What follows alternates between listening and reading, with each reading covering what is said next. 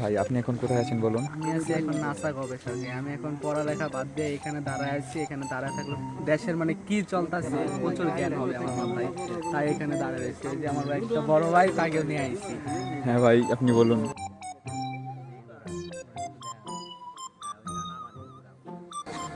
এটা হলো বাংলাদেশের সবচেয়ে মানে বিজ্ঞানী, যতটি বিজ্ঞানী আছে বাংলাদেশে, যত সায়েন্টিস্ট আছে, সবচেয়ে বড় বিজ্ঞানী মানে এক কথায় সায়েন্টিস্টরাও যা জানে না তারা তার উপরে আছে।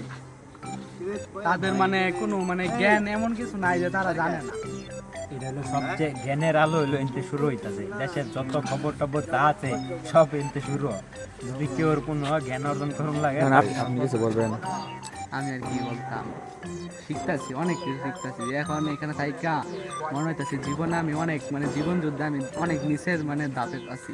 এখন এখন আপনাদের অফিসটা কোথায় অবস্থিত একটু বলেন। গোয়ালগিনি প্রাইমারি স্কুল, গন্ডপাড়া রোডে। যদি কেউ জানে তারা আইটেন, সমস্যা না। অফিসটা ও আচ্ছা, ঠিক আছে, এগুলো বিজ্ঞানী, ঠিক আছে। জীবনে যদি কোনো কিছু উন্নতি করবার চান, এগুলো লাগে দয়া করবেন, আর কিচ্ছু লাগবে না। এমন বিজ্ঞানী জীবন বাংলাদেশ সার্থক। নাই। জীবন জীবন সার্থক। সার্থক। জীবন মানে জীবনের তালিকা যদি ডাউন হয়ে যায়, এখন মতো আমি না উপরে দিকে করতেছি। আবার জীবন যদি কম থাকে আপ হয়ে যাবো।